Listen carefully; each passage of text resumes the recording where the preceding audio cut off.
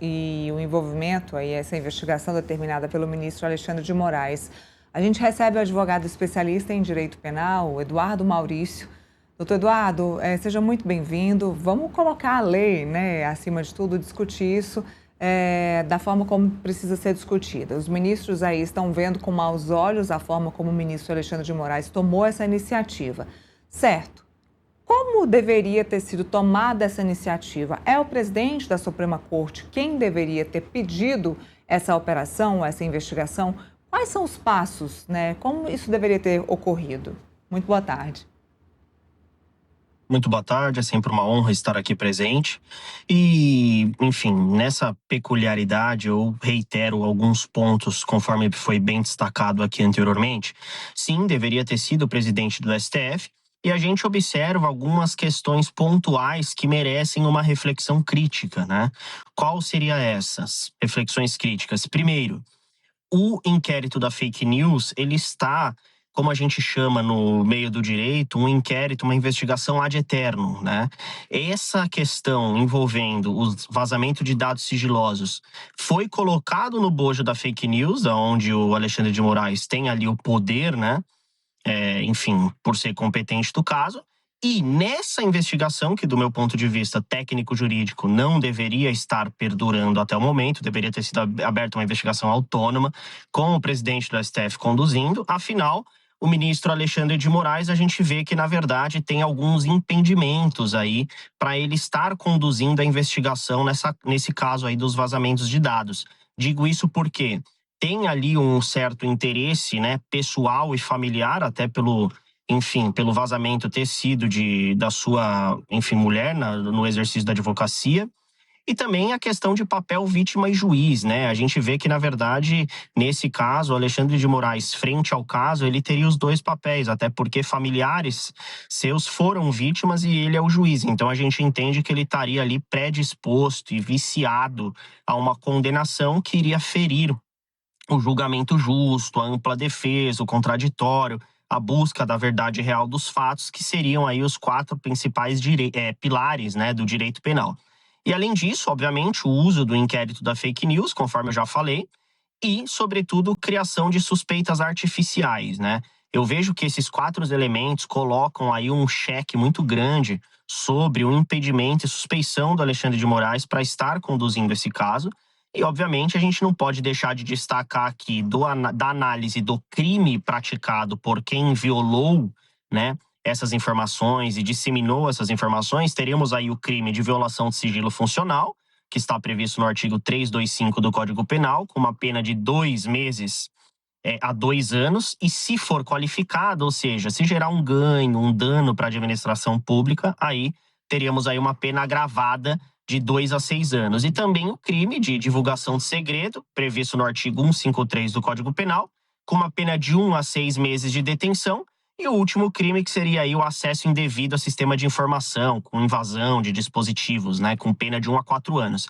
Nesse aspecto do crime da pena, eu pauto aqui uma reflexão crítica pela moldura penal, né? Vê-se que o tamanho do prejuízo que muitas vezes pode se alcançar com uma violação de sigilo funcional, né, com, a violação do próprio funcionário público, do seu exercício de ofício, e do compartilhamento e divulgação de, informações confidenciais, a moldura da pena é muito baixa para o tamanho do impacto que esse delito pode causar, e com isso a gente entende aí, do ponto de vista técnico-jurídico, que teria que ter um alargamento da moldura penal. Felipe, quero colocar você na nossa conversa. Sua pergunta, por favor, para o Eduardo. Eduardo, eu queria saber se você vê alguma possibilidade desse processo relacionado com o vazamento dos dados ser declarado ilegal, né, inconstitucional no Supremo Tribunal Federal e invalidar a investigação, né? Até porque a gente sabe, né, que o Supremo Tribunal Federal é um colegiado, né, e grande parte dos ministros, ao que tudo indica pela apuração do Igor Gabeira aqui do Metrópolis, estão contrários à atuação do Alexandre de Moraes, né? Então, você vê a possibilidade de ser declarado a ilegalidade e ser anulado esse processo? Olha, vejo sim essa possibilidade real, e sobretudo porque a inclusão de novas apurações dentro do inquérito da fake news, ela é contestada, né, justamente por não seguir essa distribuição aleatória que ela deveria ter acontecido. que ocorre, né, com todos os processos no STF, mantendo o controle nesse caso total com o Alexandre de Moraes no bojo de uma investigação que já perdura aí de um ponto de vista que a gente chama de eterno, que iria ferir, que fere, né, a duração razoável de uma investigação.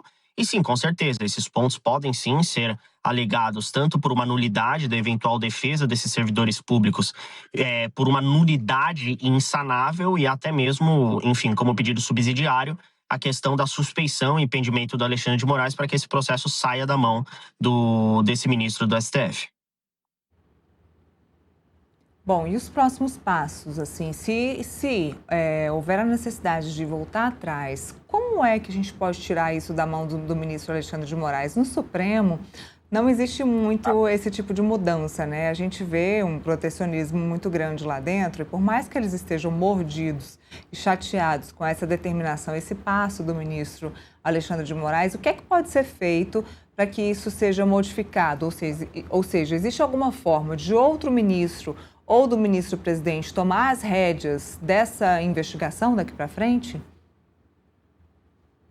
Olha, isso tem que ser provocado, obviamente, pela defesa, né, dos envolvidos aí, dos servidores públicos, transparecendo via petição uma ilegalidade, uma competência que não seria aí no caso do Alexandre de Moraes, justamente pelo seu impedimento, por ter questões pessoais e da sua família envolvidas e, portanto, isso iria ferir um julgamento justo, ampla defesa, o contraditório devido ao processo legal e, obviamente, com que esse processo saia da mão do Alexandre de Moraes e para que tenha aí o exercício do julgamento justo, que é a base de uma democracia, que é a base do Estado democrático de direito. Então, isso cabe justamente aos advogados de defesa para que pleiteiem com que esse processo seja redistribuído da forma que deveria ter sido e, obviamente, se isso acontecer, compromete toda a legalidade dos mandados de busca e apreensão que ocorreram, das provas que podem ser colacionadas com a perícia dos telefones e com isso pode comprometer toda a investigação, tanto quanto a aplicação das medidas cautelares, no caso como a tornozeleira, e até mesmo a validade das provas que eventualmente sejam aí careadas, né, com a análise dos dispositivos eletrônicos desses funcionários públicos e até mesmo dos logins, dos pins que ficaram salvo desses acessos que, enfim, culminaram aí num vazamento de dados de cunho criminoso. Tem alguma pergunta? Gente, também tem uma questão que eu vi muitas pessoas discutindo, inclusive juristas, né?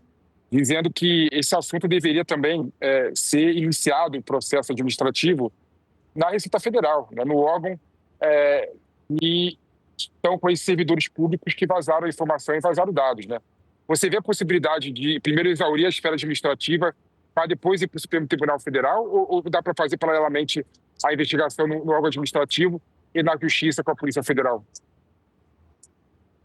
Eu vejo que há possibilidade, sim, legal e técnica jurídica para que seja feito concomitantemente, né, ao mesmo tempo, em paralelo. Ter a investigação e a eventual responsabilização administrativa, como, por exemplo, demissão do cargo público, né, por uma justa causa devida, por uma violação do sigilo e do dever funcional. Em paralelo, também, obviamente, esses servidores podem responder até mesmo numa esfera civil, futuramente ou em paralelo a uma tramitação de um procedimento criminal e o procedimento criminal em si no STF. Eu vejo que é possível, sim, esses três procedimentos em paralelo e ao mesmo tempo, e cada um tem ali o seu fim específico, porém um pode refletir no outro, obviamente, né? Depender do resultado final. Muito bom, doutor Eduardo, obrigada, viu? Obrigada pelas explicações para a gente. Vamos ver como é que esse caso vai andar agora no Supremo Tribunal Federal. Vamos ver depois da entrega do relatório da Receita Federal ao ministro Alexandre de Moraes. Obrigada pela participação conosco. Eu que agradeço, um cumprimento a todos. Olha, após o Supremo Tribunal